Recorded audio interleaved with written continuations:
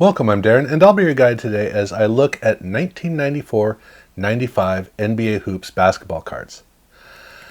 This was the sixth year of the first 6-year kind of cycling of card designs for NBA Hoops. What they did was they made a card design, improved it, changed it, improved it, changed it, and improved it. So they have 3 groups of 2 card designs that are pretty much the same thing. In 1989, they made a white card with a key in it, and in 1990, they added silver. In 1991, they did a white border around the outside where the image goes all the way out to the white border, so it's taking up, for the most part, the whole card. And then in 1992, they added a little strip down the side. In 1993, they went with a full bleed card, and then they just have a strip down, hovering just down toward the bottom of the card with the player's name. And then in 1994, they made that a solid color band with a team color fade on it. So yeah, it was interesting how they just kept every 2 years coming up with a new design, but cycling it for those 2 years. And for 1994, it was neat to see how they basically took the 93 card and grew it up in a way that made it look a lot better. And at the same time, it also lacked a little bit of the energy of the previous year. But the one big distinction between the 93 set and the 94 set is that the 93 set, it had that wonderful parallel with the gold foil. But in 1994, they did not have a parallel. So the set was a standalone set done all by itself. But it still had all of the typical subset accoutrements that we'd gotten used to. It did have the coach cards, which again, like they'd been doing, the coach cards were done as essentially a subset, so they're isolated from the regular players, which is a move that personally I've always really liked because it really helps me to pay attention to the coaches, to notice them and see them on their own. So yeah, a really good tradition that they had. They also did their AllStar Cards again. So both of these were standard bill of fare starting in 89. But again, the AllStar Cards are done as a subset. These cards have the team conference color on the band. So they have the West and the East. They look a little bit different. And with these cards, gorgeous cards. They're wonderful. And then they also have team cards for each of the 2 conferences. So it's, really cool cards. They also did their league leaders again in pretty much the same way that they'd done in the previous year, except in the previous year, they looked more like a 3-panel card, almost like you could separate the cards. Here, it at least looks like a full comprehensive design. It looks like a complete card. So that was an improvement for this year, where I think it's a very distinct improvement. I love the idea of the 3 panels, but it always throws me off in the 93 set. In the 94 set, it just looks right. They also did award winners, and not a lot to say about the award winners, except on the card back, they have a very, very bold and distinct card back, which looks kind of cool. And then they also continued their tradition of their Tribune cards. So this is a look at the NBA Finals. And I love how the newspaper banner looks kind of floating at the top of this card. I think it just looks really exquisite. But if you're looking at this card and it doesn't look right, that's because there are no Chicago Bulls on this card. And this card set always throws me off because every time I look at it, I think, oh, so they did the whole playoffs this time. Well, no, this was the first year that Michael Jordan had taken off, or the full year that Jordan had taken off, which allowed the Western Conference to actually get a chance to win an NBA Finals for a change. So, yeah, just keep in mind there aren't supposed to be any Chicago Bulls on these cards. And then the card set finishes with 2 standalone commemorative cards, or one's a commemorative card. But first off, we have a Denzel Washington card, which is honoring his work with the Boys and Girls Club of America. This was the second time that they'd done a Boys and Girls Club card, but they had always had kind of a tradition of doing back to school or some sort of an outreach type of a card or a group of cards. Here it's just an isolated card, just a single standalone, and it's one of the rare cases of a Denzel Washington basketball card. There really aren't all that many that have been made. So there's this. And then the last card in the set is a commemorative card of Magic Johnson, where at the end of the season, Magic coached the last couple of games for the Lakers. So they did a commemorative Magic Johnson coach card. And that was Series 1. So it's kind of kind of the 1994 version of what they typically did for their Series 1 set. Series 2, though, this set would be a bit different. The biggest difference that you're going to notice is, well, pretty much everything. But it starts off right away with the rookie cards. And the rookie cards are amazing. These are gorgeous, gorgeous cards. These cards are, for me, they're among the greatest rookie cards of all time. The gold foil for the text, and the text is kind of rough hewn in, like it was written, like it was actually almost painted in. And then the color banner behind that contrasts with it, just gorgeous. And then the faded background so that the player stands out distinctly.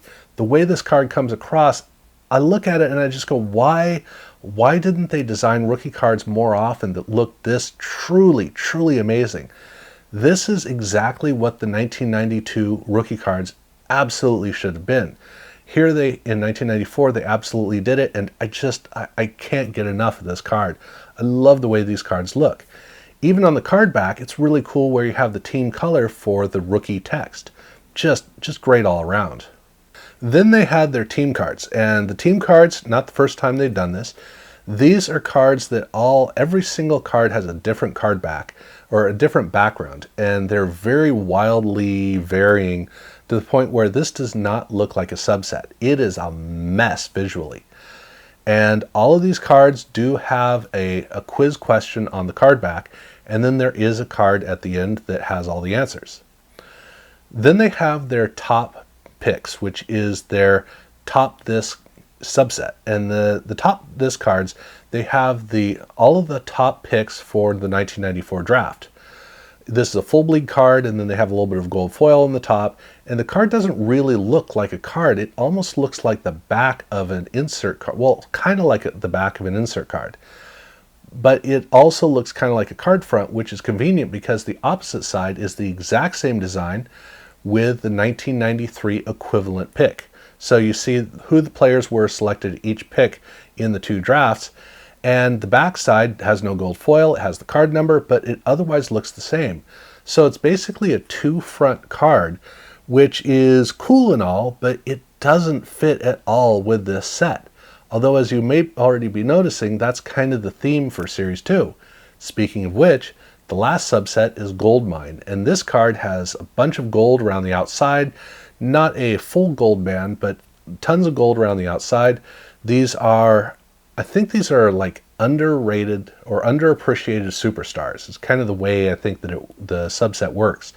But again, it looks like, to me, this looks more like it should be an insert set that's a one per pack insert set. It doesn't look like it should be a part of the set.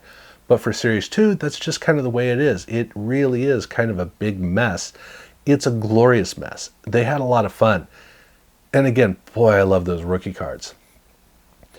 They also did a wrapper exchange, or two wrapper exchanges. And the first one was for a Grant Hill rookie card.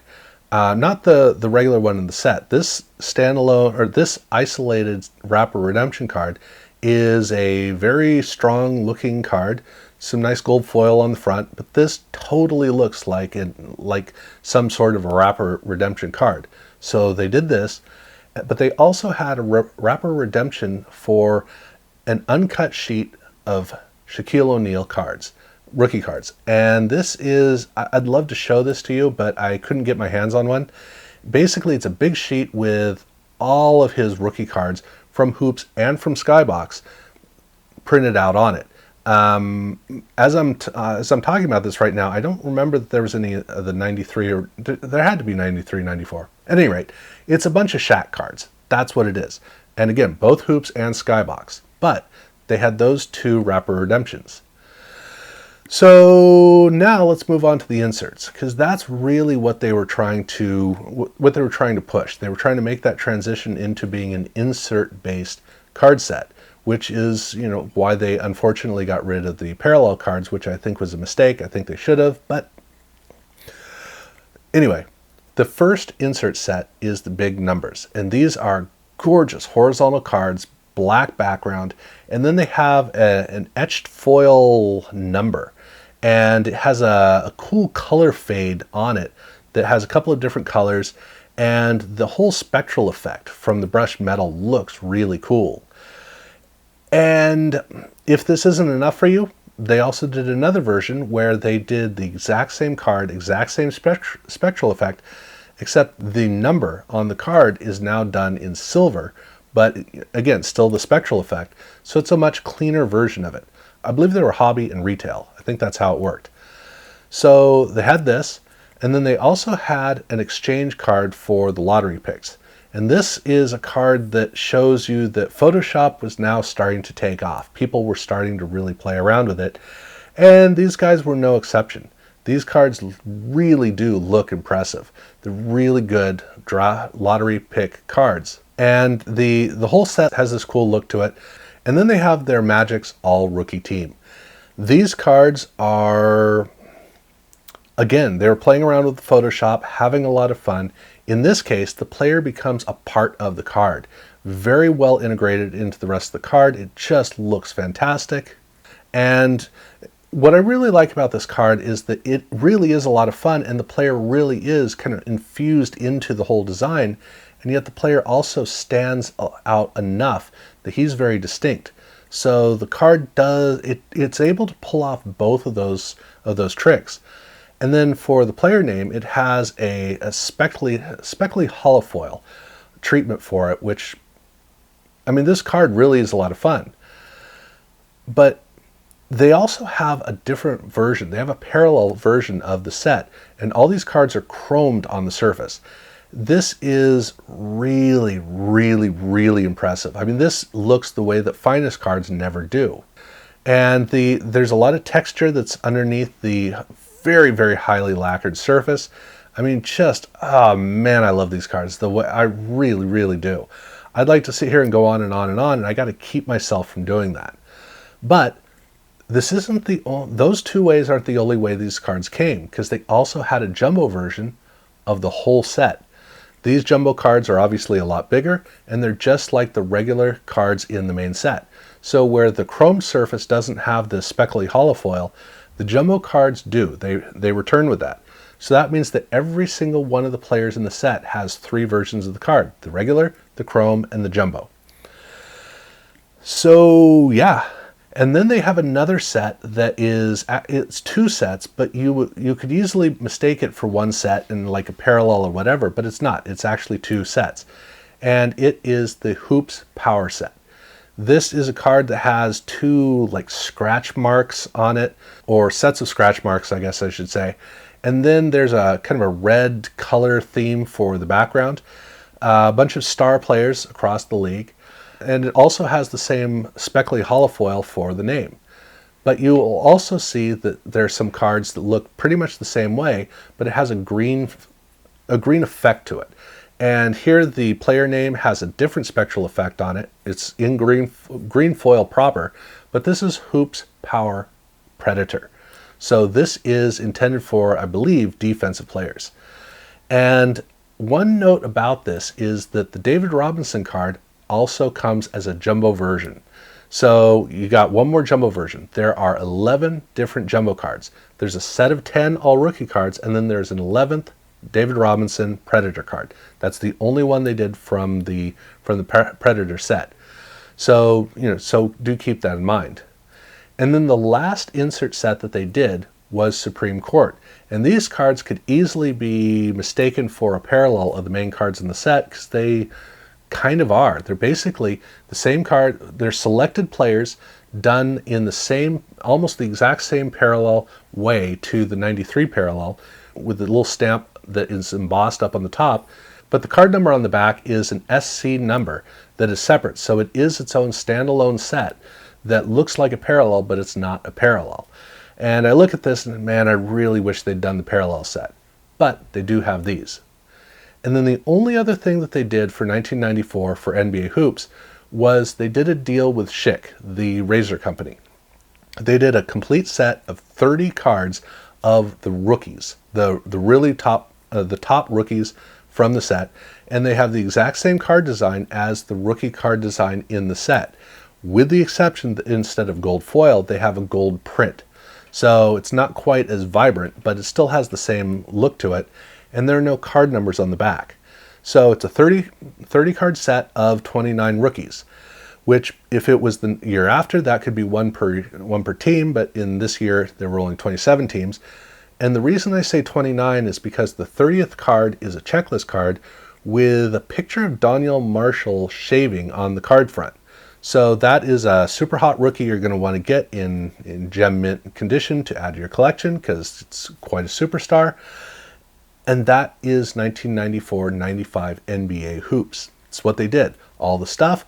And they were definitely starting to have some fun with the inserts. And they were having some fun with some, they were having a lot of fun. The set was getting a little bit of kind of haphazard, so they were going to have to figure out, is that the direction they're going, or pull it in. It is fun to see the transition they were making. But at any rate, that is, that's what I've got. So if you haven't seen the previous videos, 93, etc., I've already done all those. If you haven't subscribed to the channel, I urge you to do so. Do ring the bell to be notified of when the videos come out.